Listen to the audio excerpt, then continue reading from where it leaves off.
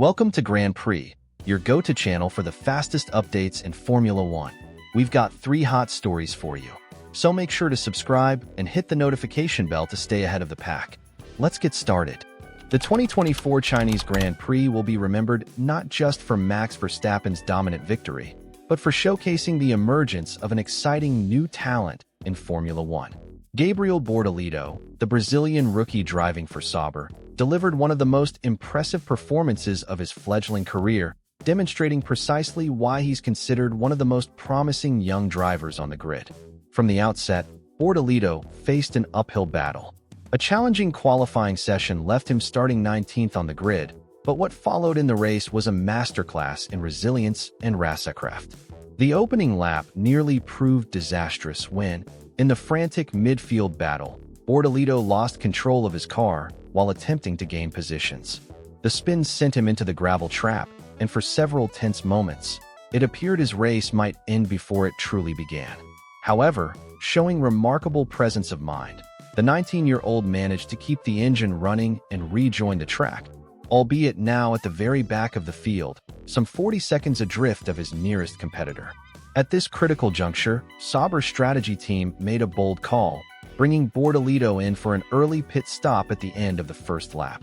While this decision initially appeared to compound their problems by dropping him even further behind, it ultimately set the stage for one of the most impressive recovery drives we've seen from a rookie in recent memory. What followed was nothing short of extraordinary. Lap after lap, Bortoleto began chipping away at the deficit with metronomic consistency. His lap times were frequently among the best in the midfield, and his tire management, often a weakness for young drivers, was nothing short of exemplary. By mid-race, he had climbed back into contention, and with 20 laps remaining, found himself just 15 seconds behind his far more experienced teammate, Nico Hülkenberg. The closing stages of the race provided perhaps the most telling insight into Bortoleto's potential. As he closed in on Hülkenberg, his race engineer initially advised caution, instructing him to hold position to avoid unnecessary risks. However, Bortoleto's response demonstrated a maturity beyond his years. "I can't stay behind him. It's hurting my tires," he radioed back, showing the kind of assertiveness and technical understanding rarely seen in drivers with just 2 Grand Prix starts to their name. Sauber's decision to trust their rookie's judgment proved wise. While ultimately Bortoleto didn't need to make an overtaking move, Hülkenberg's mistake gifted him the position. The mere fact that he had closed what was once a massive gap speaks volumes about his potential. His 17th place finish might not look impressive on paper, but considering he was last after the first lap and still managed to finish ahead of his teammate, it represents a significant achievement. Post-race, Bortoleto showed admirable professionalism, apologizing to the team for his first lap error while receiving praise from engineers for his remarkable recovery. His ability to maintain focus and deliver consistent lap times despite the early setback suggests he possesses the mental fortitude required to succeed at the highest level of motorsport. This performance also raises interesting questions about Sauber's current package. While clearly not the fastest car on the grid, Bortoleto demonstrated that in the right hands, it's capable of more than many might have expected.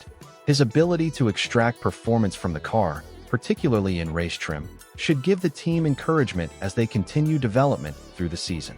Looking ahead, Bortoleto's showing in China provides a tantalizing glimpse of what might be to come. If he can eliminate the small mistakes while maintaining this level of race pace and tire management, points finishes may not be far away. His battle with Hülkenberg also suggests that the traditional rookie learning curve might be shorter for this particular newcomer. For Formula One fans, Bortoleto's emergence is exciting news. In an era where young drivers often struggle to make an immediate impact, his ability to bounce back from adversity and deliver strong performances bodes well for his future in the sport.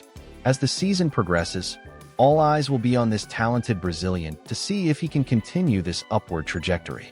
Over the past few seasons, Lewis Hamilton's relentless pursuit of performance has often led him down an experimental path with his car setup, a tendency that has repeatedly put him at odds with his team. The 7-time world champion has never been one to settle for conventional solutions, frequently pushing for radical adjustments in search of that extra tenth of a second. However, more often than not, these experiments have backfired, leaving Hamilton frustrated and forced to revert to safer configurations. This weekend at the Chinese Grand Prix was no exception. After a commanding victory in the sprint race, his first win of the 2024 season, Hamilton and Ferrari appeared to be in a strong position. Yet, rather than sticking with what worked, Hamilton opted to make further tweaks to his car ahead of Sunday's main event. The result? A dramatic drop in performance that saw both Ferrari struggling to compete at the front, ultimately finishing a distant 5th and 6th before being disqualified for technical irregularities. The high-stakes gamble that didn't pay off. Hamilton's post-sprint adjustments were bold. Taking inspiration from setups Charles Leclerc had tested during pre-season, the British driver and his engineers ventured into uncharted territory with their SF24. But instead of unlocking more speed, the changes sent the car's balance in the wrong direction. The Ferrari, which had looked so planted during the sprint, suddenly lacked grip and pace, leaving Hamilton and Leclerc unable to challenge Red Bull or even the McLarens and Mercedes ahead. When questioned about the sudden performance drop, Hamilton admitted they had changed several small details, though he denied claims that the team had raised the car's ride height to avoid disqualification, a move that would have cost them downforce. Instead, he suggested that the setup direction they pursued simply didn't correlate with the track conditions. "We took some references from what Charles had tried earlier in the year, but it just didn't work here," Hamilton explained. "The car felt completely different, and not in a good way. Sometimes you have to try these things to learn, but the consequences today were bigger than we expected." A recurring theme: risk versus reward. This isn't the first time Hamilton's experimental approach has backfired. During his final years at Mercedes, he frequently tested unconventional setups in practice, only to abandon them when they failed to deliver. Each time, he vowed to stick with safer, more predictable configurations, yet his competitive nature keeps pulling him back toward innovation. The dilemma is clear. Should Hamilton, now in his late 30s, continue taking these risks when the margins at the front are so slim? On one hand, his willingness to push boundaries has been a key factor in his success. On the other, as seen in China, overcomplicating a working formula can undo strong weekends. What's next for Hamilton and Ferrari? After this setback, Hamilton has once again promised to avoid major setup experiments in the coming races. "I won't be doing this again," he said post-race. "We lost too much today, and we can't afford that." Yet, knowing Hamilton's relentless drive, it's unlikely he'll stop searching for improvements entirely. The challenge for Ferrari will be balancing his input with the need for consistency, especially as they fight for crucial points in both championships. Your turn. Should Hamilton keep experimenting? What's your take on Hamilton's approach? Is his constant tinkering a necessary part of staying competitive, or should he stick with proven setups after strong performances like his sprint win? Let us know in the comments. The pressure is mounting at Red Bull as rookie Liam Lawson struggles to make an impression in his debut Formula One season.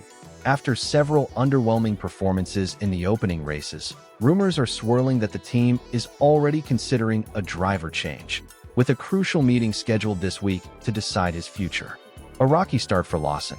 Lawson, who was promoted to Red Bull Racing after an impressive stand-in performance with AlphaTauri, now Racing Bulls, last season, has failed to deliver the results expected from a driver in one of F1's top teams. While teammate Max Verstappen continues to dominate, Lawson has languished in the midfield, struggling to extract consistent performance from the RB20. His difficulties have not gone unnoticed, and with Red Bull known for its ruthless approach to underperforming drivers, speculation about his replacement is growing louder. Schumacher drops a bombshell. Adding fuel to the fire, former F1 driver Ralf Schumacher recently claimed on Sky Sports that Lawson will be replaced by Yuki Tsunoda as early as next week's Japanese Grand Prix. According to Schumacher, the decision has already been made internally, with Lawson set to be demoted back to Racing Bulls, where he previously showed promise, to gain more experience. Liam Lawson is out after Imola, Schumacher stated bluntly. Tsunoda will take his seat, and Lawson will return to Racing Bulls. The team isn't willing to wait any longer. While Schumacher provided no further details, his comments have sparked intense debate. Is this a legitimate insider scoop, or just media sensationalism? Red Bull has yet to confirm anything, but given their history of swift driver changes, the rumor can't be dismissed outright. Why would Red Bull make such a quick switch? Red Bull's driver program has always been cutthroat.